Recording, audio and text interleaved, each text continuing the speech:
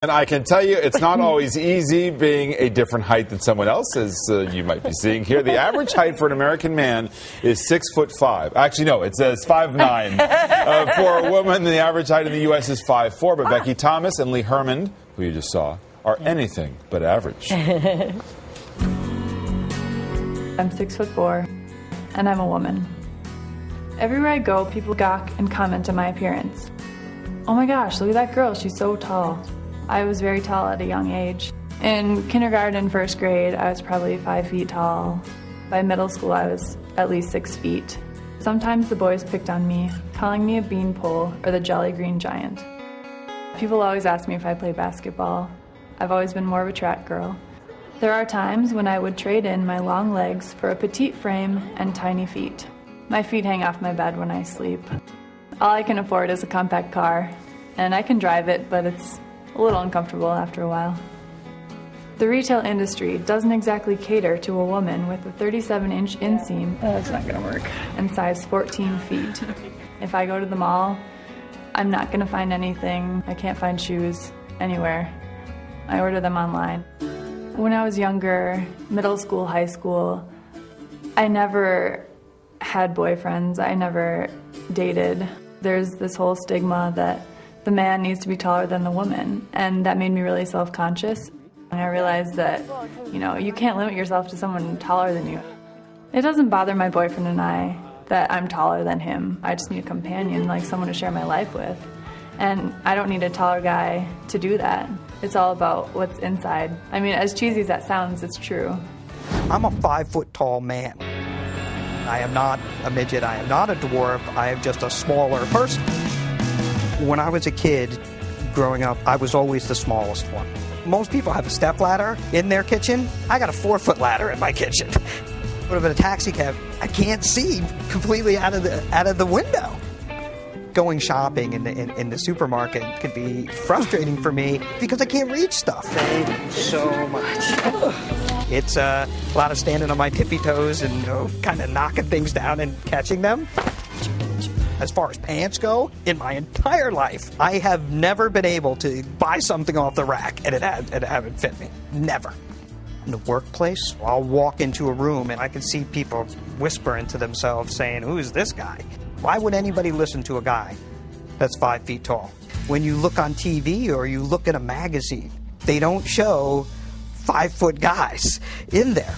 Women have this, perception of what their perfect man should be, and I certainly am not that. I could see maybe a little bit of disappointment when maybe they talk to me on the phone and then they meet me in person, and then I can see it as like, that guy was a great guy, but boy, I wish he was only 5 inches taller. I can't change the fact that I'm 5 feet tall. So I'm either going to embrace that or I'm going to be miserable, and I am not going to be miserable.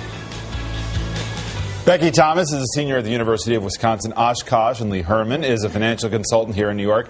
And Jeff Gardere is a clinical psychologist. And good morning to all of you. Hey, good morning. Can I just say, 37 inseam? I'm a 36. Now, I'm a little taller than you are, right? I've got my heels on. Oh, okay. Well, so I'm 6'5". I'm about an inch.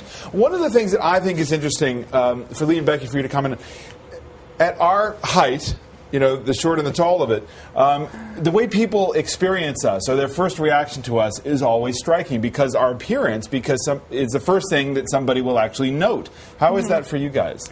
I think it's even more striking because I'm a woman. Yeah. And I haven't ever met a woman taller than me. So, as a man, I think it's a little bit more normal for you because men are usually taller. That's assumed. So. Right.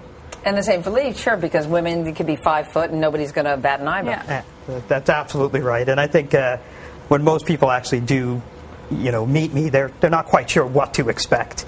And then they meet me and I realize that I'm just a normal person. But what are the real challenges, Lee, that you experience in terms of assumptions that people make, or just judgments that people make initially? Well, I think, most people think that I'm not capable or smart or I couldn't handle certain tasks. But that's absolutely not the case whatsoever. As a matter of fact, studies do show that when someone is taller, especially a male, that we tend to attribute them having more power, more authority, more intelligence. As a matter of fact, MBAs who are over 6'2" end up making 12.7% more money than people under 6'2" who happen to be more intelligent. So heightism, discrimination of people because of their height, is very real in this world, and I mean all over the world. Right, right. And everybody thinks about, I mean, you both talked about dating and relationships. That's the first thing that comes into most people's minds. What is the hardest thing about it? I mean, I would guess, people just overcoming the uncomfortableness. And I would imagine you have the same kind of thing. But you have a guy 3 inches shorter now. It doesn't bother him, right? So no, but I didn't date until just like a few years ago because I always wanted a guy taller than me, and that shrunk from I have this many guys to choose from, and what are the chances that I'm gonna make a connection with that small number? Meredith, we do see any woman who's over 5'11" does have those issues. 5'11" because that's the average height of models. But I think most smart guys perhaps would have no problem with a tall woman like this because this is someone they could look up at the to movie as far as stars their love. like Tom Cruise with the much taller girls and all that. But Becky Lee, to both of you, I mean, my experience has been at a certain point in my life, I really stopped thinking about my height as much as I did when I was younger. So what advice do you have for people who do struggle with this in terms of adapting and no longer making it, for us, something that we think about a lot? Lee, you're shaking your head a little bit. You don't think that happens? Well, no. I mean, you just have to be who you are. Yeah. And people are going to embrace us for who we are. And we, it just kind of rolls off your back after a while if people look at us kind of differently. But, I wake up every day. I've got great family and great friends, and I got a good job. See, you're so charming. You're a giant. You really are. You're such a charming guy. Thank you. We talked about this before the show too, and we both feel the same way.